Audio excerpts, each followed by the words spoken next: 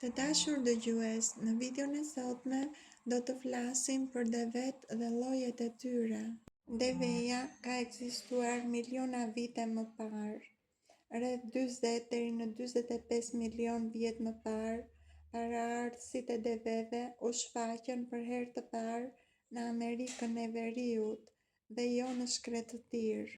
Me kalimin e kohës, ato u përhapën drejt Azisë dhe Afrikës, nëpërmjet urës toksore të Beringut, dhe drejt Amerikës së Jugut, ku lindën llamat, alpakat dhe vikunjat, ndërsa në Amerikën e Veriut ato u zhdukën rreth 10 deri në 12.000 vjet më parë. Devet moderne. Ekzistojnë dy lloje devesh: deveja me një gung, që quhet dromedari, dhe deveja me dy gunga, që quhet bakteriani, të cilat u formuan rreth 1 deri 2 milion vjet më parë. Këto deve u zbutën nga njeriu dhe kjo ndodhi shumë më vonë, rreth 3.000 deri 4.000 vjet para erës së re. Trupi i tyre u përshtat gradualisht për jetën në zona të thata. Ato kanë gunga për rezervë energjie, qepalla të dy fishta dhe hund që mbyllen. Devet kanë gunga për të ruajtur energji, jo ujë. Gunga e tyre është e mbushur me yndyrë. Kjo yndyrë shërben si rezervë energjie kur nuk ka ushqim për ditë ose javë.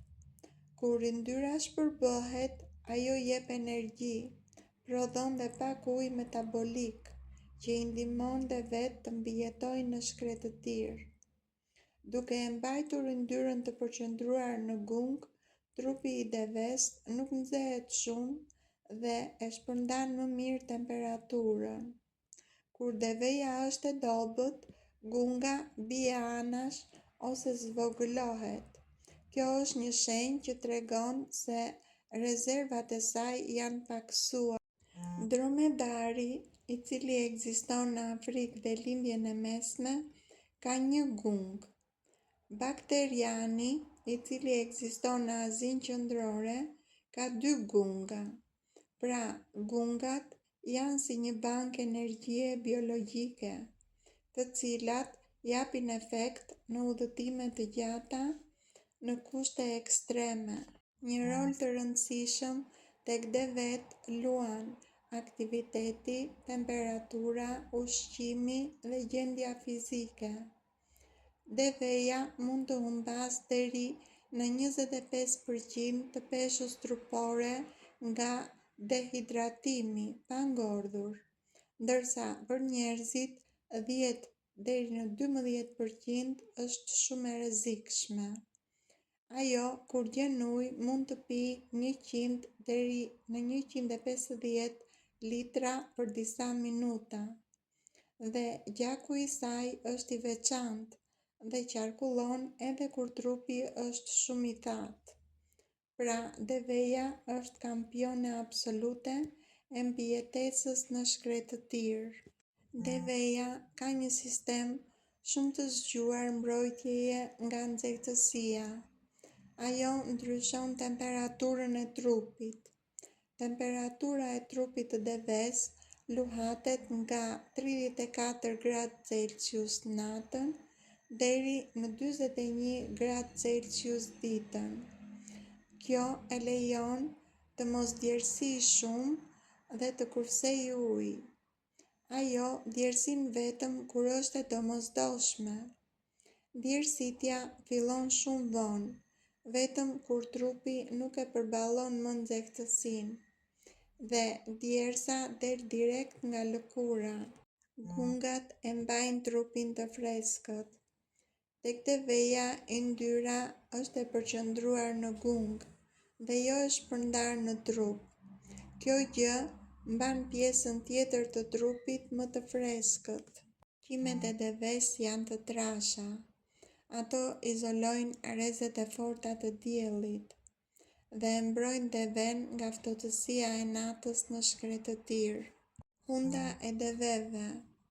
Hunda e tyre rikthen lagështinë nga ajri që nxjerr jashtë.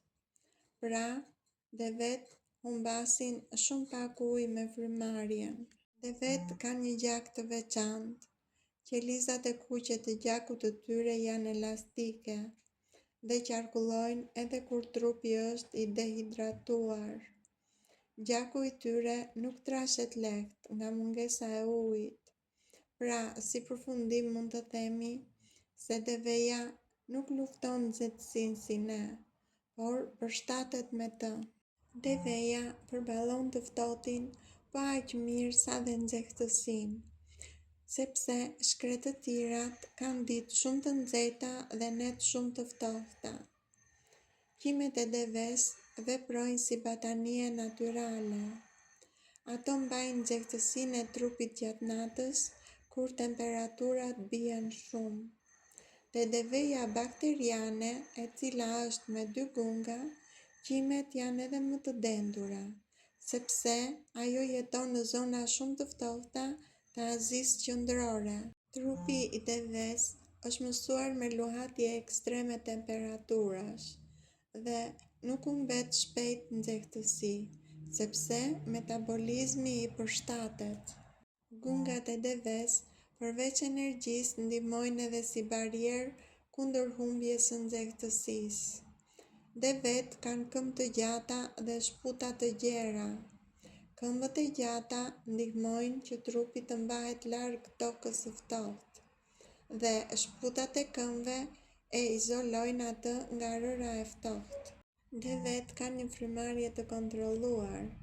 Ajri i ftohtë që thithet ngrohet brenda undës përpara se të arrijë në mushkëri.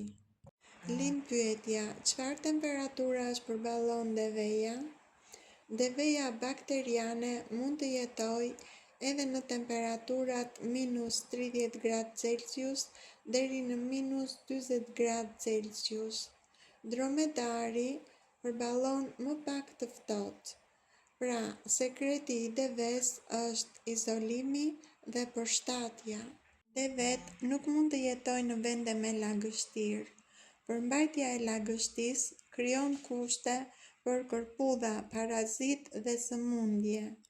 Qimet e tyre janë perfekte për shkretëtirë, vap ditën dhe ftoht natën. Devet nuk e përballojnë dot shiun e vazhdueshëm.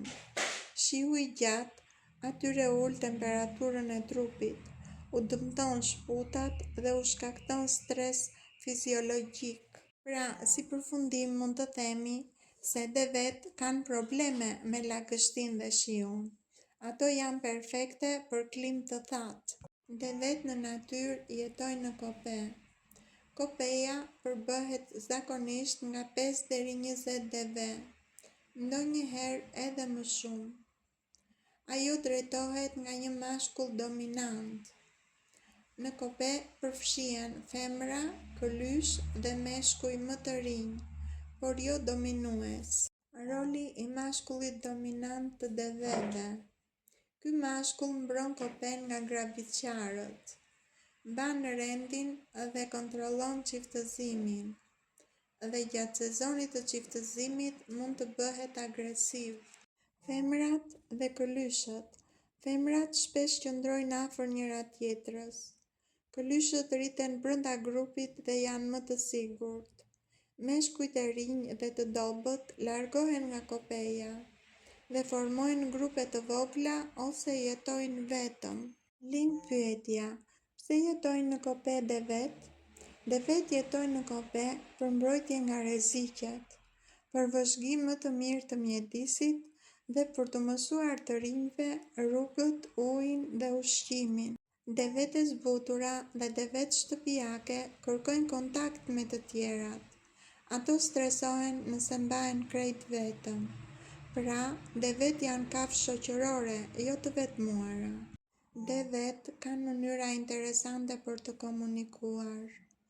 Ato kanë britma paralajmëruese, ulërima për rrezik. Kanë britmat e të vegjëlve për të thirrur nënën dhe gjithashtu meshkujt bëjnë zëra të fortë gjatë rivalitetit për femrat.